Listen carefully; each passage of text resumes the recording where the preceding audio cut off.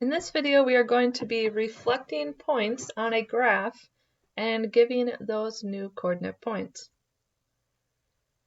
So we're going to talk about reflecting across the y-axis, the x-axis, and then a diagonal line. So this first one is the y-axis. Remember that the y-axis is the one that goes straight up and down. So what you're going to do is from each dot, you're going to count how many corners it takes to get to the y-axis. And then you're going to go across the y-axis that same amount of corners. And just like we did with translations, you are going to be labeling these with primes. So we're going to start with A. A is already on the y-axis, so that's 0 away, so it doesn't move anywhere. So A is actually going to stay right where it is. Okay, so I am still going to label an A prime right next to it, so I know that it was moved. All right, so B, we are moving 1, 2, 3 to get to the y-axis. So 1, 2, 3 across. Okay, so I'm going to put my dot and label it with a B prime. C, it has 1, 2, 3, 4, 5. So 1, 2, 3, 4, 5. Okay, and then label this with a C, C prime. And I am going to connect all my dots again. Okay, and just because it is free-handed and it's just a little bit off, it doesn't look exactly the same size, but these should be the same size. So essentially, if I were to take my piece of paper and fold it on the y-axis, all of those dots are going to line up one on top of the other. Okay, so a reflection is the same exact size. It's just think of like butterfly wings, it's just like the symmetry of it. And so if we're looking at our ordered pairs, our original ordered pairs, for A, we are at 0, 1, 2, 3, 4, so 0, 4. A prime is still at 0, 4. Okay, B is at negative 1, 2, 3, and then up 1, 2, 3, 4. So negative 3, 4. And B prime is at 1, 2, 3, 1, 2, 3, 4. Okay, C was at 1, 2, 3, 4, 5, so negative 5, negative 1. And then C prime is at 1, 2, 3, 4, 5, and then down 1. So 5, negative 1.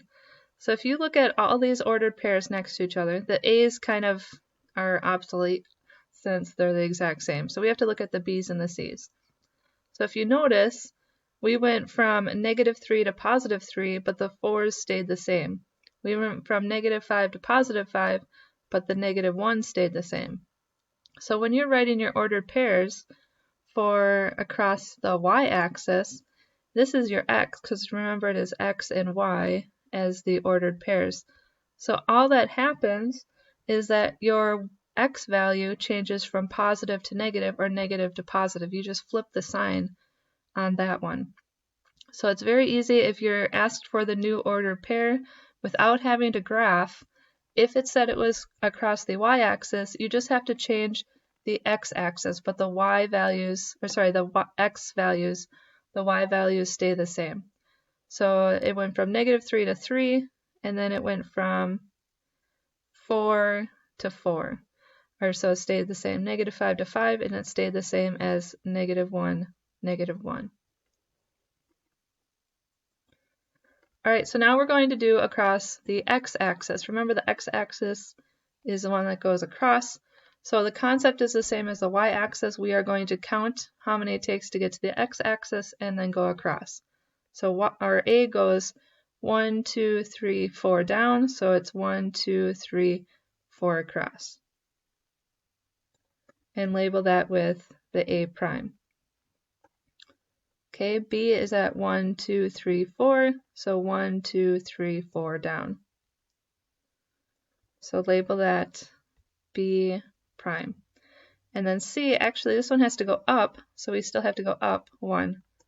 And that's okay. Some can go down, some can go up. It just is how much it takes to get to where you need to go. So if you have to go down, then you still have to go down across. If you have to go up, then you have to keep going up across that line of symmetry.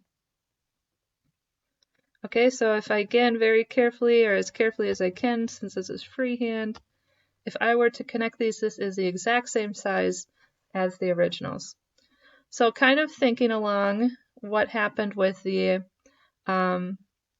ordered pairs of the x-axis reflection, what do you think is going to happen for the, or for the y-axis symmetry, what's going to happen for the x-axis symmetry? So let's just take one of the ordered pairs. We have A, well let's do B instead. So B is at -3, +4.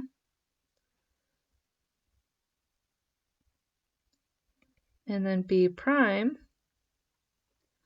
is at -3, -4. So you can see in this case, the x values stay the same, and now it's the y values that are changing. So that's going to be the same for every ordered pair. So if you're crossing the x-axis, the x's stay the same, it's the y values that change. Alright, so our last one is crossing a diagonal line. Okay, so you're going to count diagonally how many it takes to get to the line, and then you're going to go across that same amount. So here's what I mean. So from A, I'm going to count down to the corners. 1, 2 across. So I have to go 1, 2. Okay, so this is my A prime. All right, B, we're going to go 1, 2, 3 and a half. So when I'm counting, I start with my half now. So I'm going to say half, 1, 2, 3. So my B prime is right here.